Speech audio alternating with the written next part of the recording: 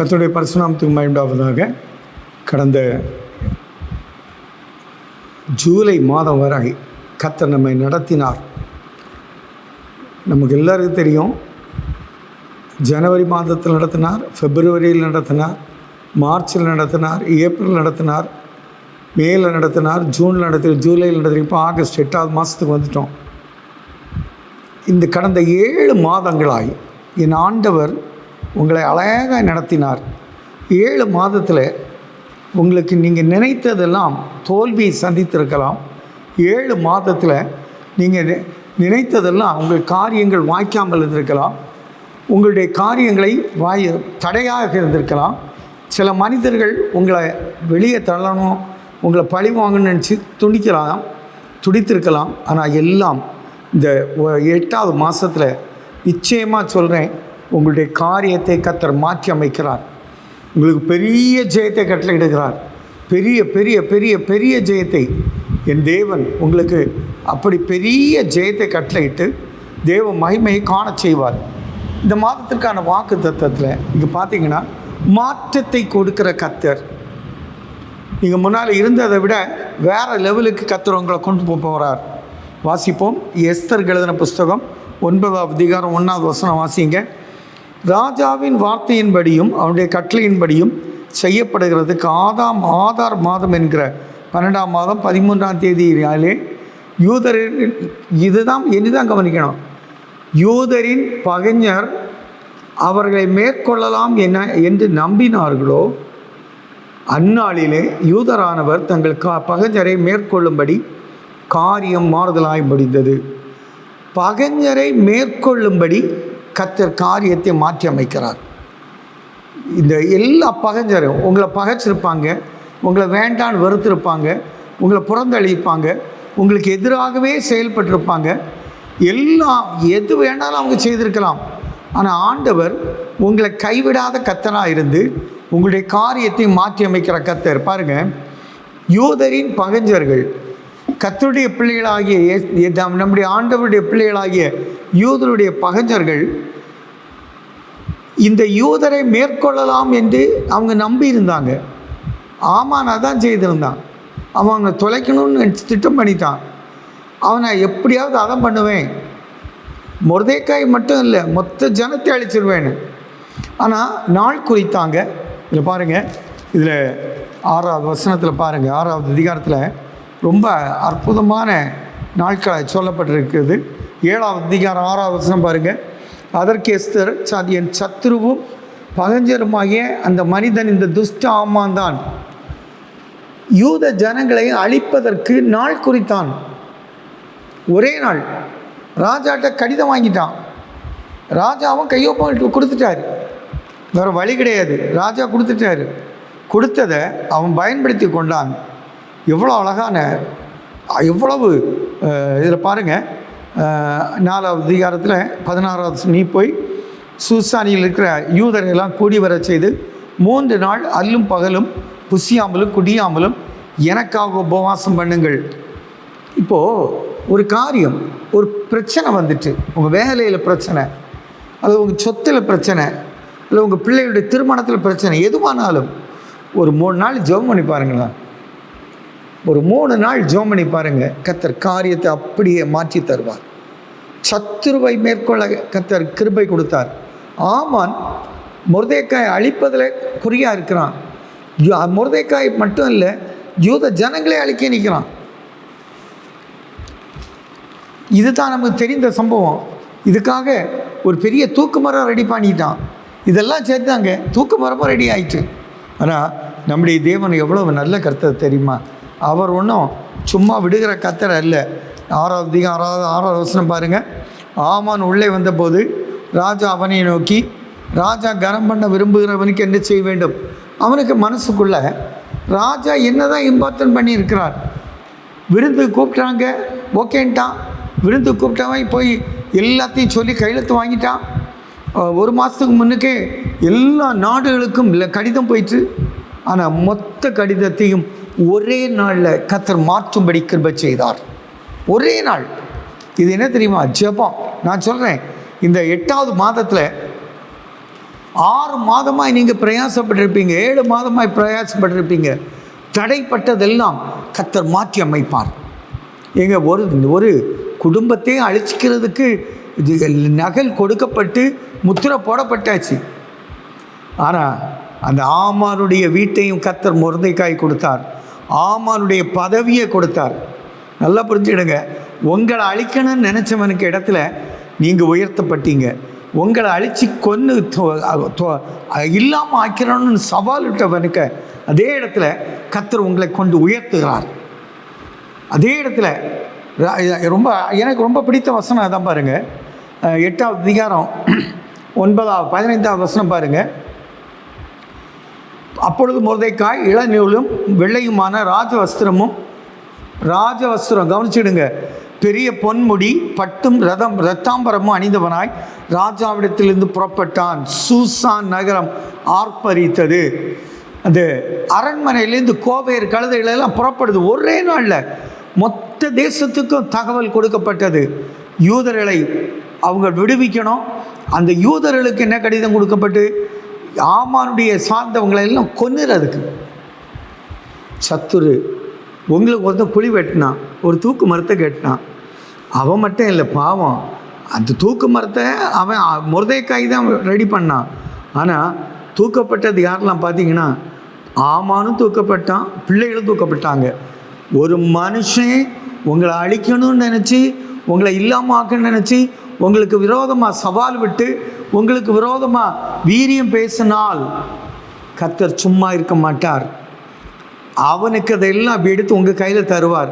அவனை போல் உயர்ந்த இடத்துல உங்களை ஏறி இருக்க பண்ணுவார். ஆனால் அதை காண்றதுக்கு அவனுடைய கண்கள் இருக்காது. சத்துரு அழித்து போகிறத பார்க்க உங்கள் கண்கள் இருக்கும். அல்லேலூயா, உங்கள் கண்கள் இருக்கும். அதனால் கவலைப்படாதுங்க. சத்துருவை முறியடிக்கிற கர்த்தர் வந்து நிற்கிறார். தானியேலுக்கு எழுதின புத்தகம் ரொம்ப பிடித்தது. இது ஒரு பெரிய நல்ல சாப்டர். எனக்கு நான் ரொம்ப பிடித்த ஒரு பகுதி. தானியேலுக்கு எழுதின புத்தகம் 6வது அதிகாரம் 6வது வசனத்தை பாருங்கள். பின்பு பிரதானிகளின் தேசாதிபதிகள் கூட்டம் கூடி ராஜாவிடத்துக்கு போய் அவனை நோக்கி, தரியு ராஜாவை என்று வாழ்க, எவனாயில் இங்கேயும் தானியேலுக்கு விரோதமாக எல்லா மந்திரிமார் முதற்கொண்டு எல்லாம் மொத்த மந்திரிமாரும் ராஜாவுக்கு ஒன்றும் செய்ய முடியல. அவனை சீல் வச்சுட்டான். இது தெரிந்த பிறகு 10வது வசனத்தில் பாருங்கள், முத்திரை வச்சாச்சுன்னு தெரிஞ்ச பிறகு கூட அவன் ஜெபத்தை விடலை. நான் சொல்கிறேன், உங்கள் ஜெபத்தை விட்டுறாதுங்க. இந்த 8வது மாதத்தில் ஜெப மாதமாகி நாங்கள் எங்கள் சபைக்கு டிக்ளேர் பண்ணியிருக்கோம். நீங்களும் அப்படி தான் ஒரு டைமை ஃபிக்ஸ் பண்ணி 1 மணி நேரம் உங்கள் குடும்பத்துக்காக, உங்கள் பிரச்சனைகளுக்காக ஜெபம் பண்ணி பாருங்கள். இந்த 9வது மாதத்தில் தடைப்பட்ட திருமணங்கள் ஃபிக்ஸ் ஆகும். நிச்சயமாக எதெல்லாம் தடைப்பட்டோம் அதெல்லாம் ஃபிக்ஸ் ஆகும். ப்ரமோஷன் கஷ்டப்பட்டு ஸ்டாப் பண்ணியிருக்கோம், அது வந்து கிடைக்கும். தடைப்பட்ட சேலரிஸ் வந்து சேரும், தடைப்பட்ட பணம் வந்து சேரும். இதெல்லாமே இந்த மாதத்தில் கர்த்தர் உங்களுக்கு மாற்றி அமைக்க கர்த்தர் சித்தமாக இருக்கிறார். எவ்வளோ அழகான வார்த்தை. இப்போ எல்லாமே வந்து நிற்கான். 3 வேளை ஜெபம் பண்ணி நிற்கிறான். இந்த 6வது அதிகாரத்தில் பாருங்கள், 14வது வசனத்தில்,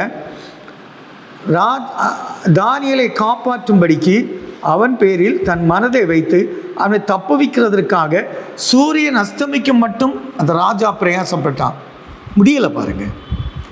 ராஜா பிரயாசப்படுறான், அவனை எப்படியாவது தப்புவிக்கணும்னு, முடியலை. ஆனால் தேவனுக்கு தெரியும், தானியேலுக்கு மேலே கை வைப்பது லேசான காரியம் அல்லன்னு. அவங்களுக்கு வேணால் லகுவாக இருக்கலாம், ஆனால் கர்த்தர் அவனை விடலை பாருங்கள். சிங்கங்களின் வாயை கட்டி போட்டார்.